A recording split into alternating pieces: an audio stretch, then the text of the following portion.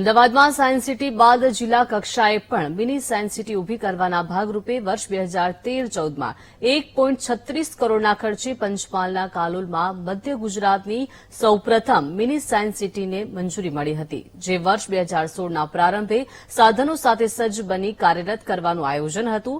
જો કે 3 માળની બિલ્ડિંગ હાલ જર્જરિત હાલતમાં છે, જેમાં હવે અસામાજિક તત્વોએ પોતાનું અડ્ડું બનાવી લીધું છે, જેમાં કાચની તોડફોડ કરી દીધા હોય તેવા દ્રશ્યો કેમેરામાં કેદ થયા છે.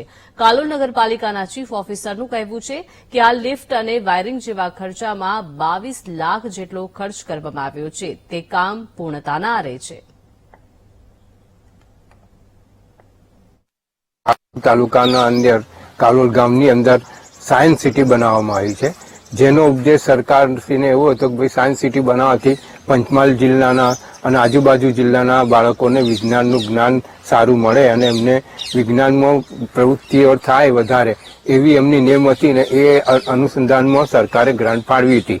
અને આ જગ્યાએ જ્યારે બનાવવાનું નક્કી કર્યું ત્યારે અમે કીધું હતું કે ભાઈ આ સ્મશાનની જગ્યા છે અને આ જગ્યા સરકારે જે ફાળવી છે તમને, એ ખરેખર આ જગ્યા ન હોય અને તમે અહીંયા ખોટું ના બનાવશો. અમે ના પાડી હતી, કારણ કે અહીંયા જગ્યામાં બાળકો આવી શકે એમ છે નહીં. ત્યાર પછી કશું આ લોકોએ કર્યું નહીં અને ત્યાર પછી આઈડિયલ પડ્યું લગભગ 10-15 વર્ષ સુધી આઈડિયલ પડ્યું અને આઈડિયલ પડ્યા પછી પણ આમાં કોઈ કશું થયું ના. અત્યારે ગેરકાયદેસર પ્રવૃત્તિઓ થાય છે. આગળ શટર ભલે બંધ છે પણ એની અંદર પાછલી બારીએથી કૂદીને પણ લોકો અંદર જઈ અને ખોટા કામ કરે છે. કાલોલ પંચમહાલમાં આવેલી સાયન્સ સિટી છે, તેનું કામ 1.5-2 કરોડ રૂપિયાના ખર્ચે થયેલું છે, પણ 10 વર્ષથી હજી ચાલુ થઈ નથી અને અસામાજિક તત્વોનો અડ્ડો બની ગયો છે. તો હવે સરકારને એવી વિનંતી છે કે આ ચાલુ થાય તો સારી વાત છે. કાલોલ નગરપાલિકા ખાતે વર્ષ 2014માં મંજૂરી મળેલી, જેમાં સાયન્સ સિટી બનાવવાનું કામ હાથ ધરેલ. જે કામ જમીન વિવાદના કારણે 2015માં સ્થગિત થયેલું, જેમાં કલેક્ટર સાહેબના 2018ના હુકમથી એ કામ પુનઃ શરૂ થયેલું અને એ કામમાં બિલ્ડિંગનું કામ 92 લાખનું હતું અને ઇલેક્ટ્રિફિકેશનનું કામ 22 લાખનું, એમ 1 કરોડ ને 14 લાખનું કામ હતું.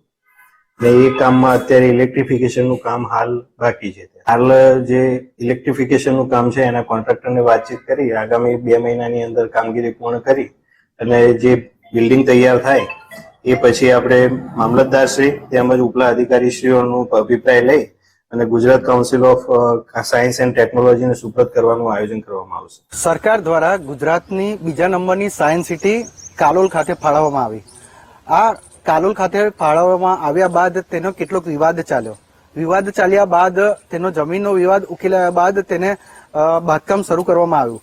છેલ્લા કેટલા વર્ષોથી બાંધકામ ચાલતું હતું તેને પૂર્ણ કરી દેવામાં આવ્યું. આજે આ સાયન્સ સિટી જોવા જઈએ તો અવઢ દેખવામાં આવી રહી છે. તેના કાચ છે એ તૂટી ગયેલા હાલતમાં દેખવામાં આવ્યા છે. હાલ જોવા જઈએ તો જેની લિફ્ટ છે એ બંધ હાલતમાં છે. કેટલીક જગ્યાએ અંદર દેખવા જઈએ તો તેના જે વીજ જોડાણ આપેલું છે એ વીજ જોડાણ કેટલાક અસામાજિક તત્વો દ્વારા તોડી પાડવામાં આવ્યું છે. આખી બિલ્ડિંગ છે એ અવઢ બનવામાં આવી છે. વર્ષોથી આ સાયન્સ સિટીનું બિલ્ડિંગ તૈયાર કરવામાં આવ્યું છે, પરંતુ ક્યાંક ને ક્યાંક તેને સાયન્સ સિટીનો ઉપયોગ કરવામાં આવતો નથી, જેના લીધે અહીંયા સ્થાનિક રહીશોની માંગ છે કે આ સાયન્સ સિટી તેને જલ્દી પૂર્ણ કરવામાં આવે.